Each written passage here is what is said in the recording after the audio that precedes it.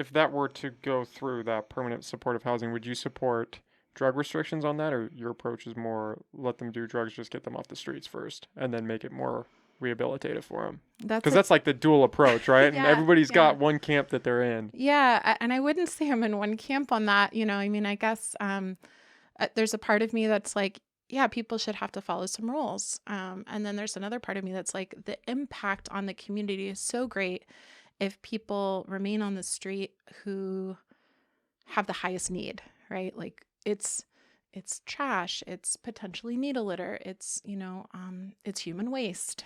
It's, the impact is so severe that, I guess I would fall somewhere in the middle. How big of an issue homeless is in the fourth ward, but in Eureka, in the outer area, it's pretty significant issue. Do you I have a would take say, on that? yeah, I would say it's very significant. I mean, so the fourth ward includes the Samoa Peninsula, south of the bridge. So Samoa and Fairhaven and the North Jetty area. And, I know there's ongoing challenges with folks camping, in the dunes and on the peninsula. So that's a need to address. And throughout Eureka. So the fourth ward includes, most of Eureka north of Henderson Center, and then a little bump out down towards like the old Jacobs School site, and then, portions of Myrtletown. So I think when it comes to Myrtletown, I don't know, you live here, you might have a better sense of what it's like after hours at night. I spend a lot of time in Myrtletown during the day, so I don't see as much of the impact of homelessness in Myrtletown particularly. But what's it like at night? I think it's gotten pretty bad everywhere. Yeah. I think it's gotten pretty bad everywhere. Yeah. It seems like, especially after COVID, it took a more dramatic turn and started climbing. You see a lot more activity, and I don't know if it's just exacerbated now because the warmer weather's coming, and so they're kind of coming out a little bit more from the shelters and or just coming to the area more.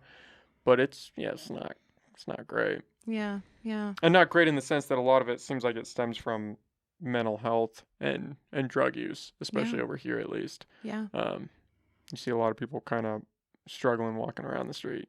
Yep, definitely. I agree, and it's it's a problem all over the region. Not to pass the buck at all, but just to say, like when I go down to Novato monthly, for example, it's if you go down to LA especially, we're a drop in the bucket compared to that. San Francisco, LA, even the smaller communities, but even like Marin County is pretty fancy. A lot of the communities there are pretty I'd say it's very expensive to live there, and there are a lot of there's a lot of investment in the community from those who do live there, and there's still like a really visible problem.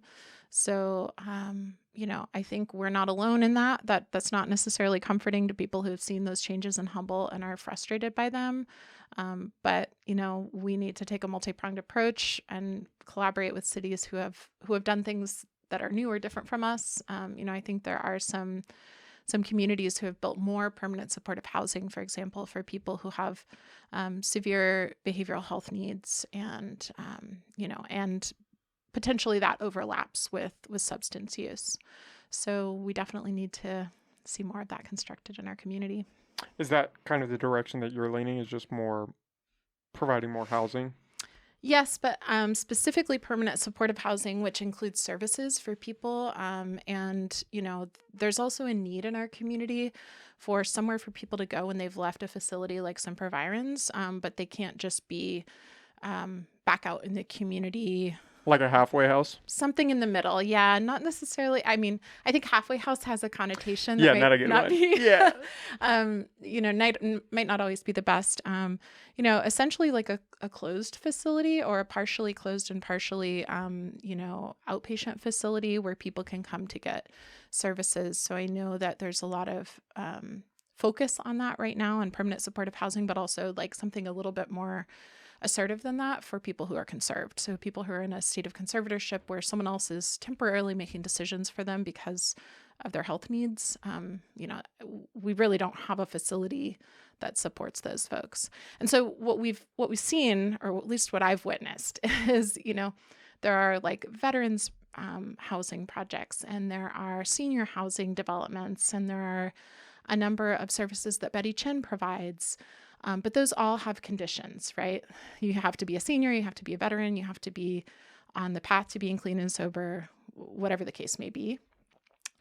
So that has meant that a lot of the people that are still out there in the streets are the hardest to serve. So that's what I see. I don't know about what you observe, but it seems like it's getting worse because a lot of the people who are easiest to serve are getting into housing. Mm-hmm. So the people that are left on the street are like the ones that are the hardest to deal with, I would say, as a community. They kind of fall through the cracks in Yeah. those categories. Yeah. What do you make if that were to go through that permanent supportive housing? Would you support drug restrictions on that, or your approach is more let them do drugs, just get them off the streets first, and then make it more rehabilitative for them? Because that's like the dual approach, right? Yeah, and everybody's got one camp that they're in. Yeah, and I wouldn't say I'm in one camp on that. I mean, I guess there's a part of me that's like, yeah, people should have to follow some rules. And then there's another part of me that's like, the impact on the community is so great if people remain on the street who have the highest need, right? Like it's trash, it's potentially needle litter, it's human waste.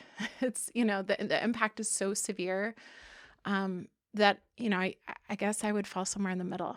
I would say that to try to move people towards using less or not using or taking advantage of medical intervention services and treatments would be ideal, but we got to get people into housing and off the streets because it's such an impact on our community in so many ways. They have in San Francisco, they have an app that actually tracks homeless defecation. So okay, don't walk down that street because it got hit pretty hard today. Yeah. I mean, that's the extent that it can get to, right? I don't know what the right answer is for that. Yeah. Because it's such a multifaceted problem. You have mental is. health, you have drug use, you have some people that are just in a state of anarchy and don't want to, bend to the system. Yeah, absolutely. Yeah, you see that for sure. And, it's hard for me to put myself in the headspace of someone who is like in that frame of mind, right? Like I can't, especially for you, where you went through a structured program like the military, it's gotta be a little culture shock. Here are the rules, and I grew up in the military, so there's a certain part of me that'll always be kind of like, here are the rules, I'm going to abide by them, and here are like the cultural norms that I'm going to abide by. I will say Humboldt County has very different cultural norms than like the family that I grew up in too. There's this sort of longstanding outsider culture that I think is really prevalent here, of people being like, I'm outside the system, the rules don't apply to me, a very kind of libertarian way of viewing the world. And so that's the system we're functioning in. So people are like, well, you need to conform to the rules, but it's like we live in this society here that's very different from, like when I first moved to Humboldt, I lived in Petrolia, which couldn't have been more different than how I grew up. And it was in like the heyday of cannabis there. So it was like super rural, everybody has this kind of code where they look out for each other, but it's very different than the code that I grew up with.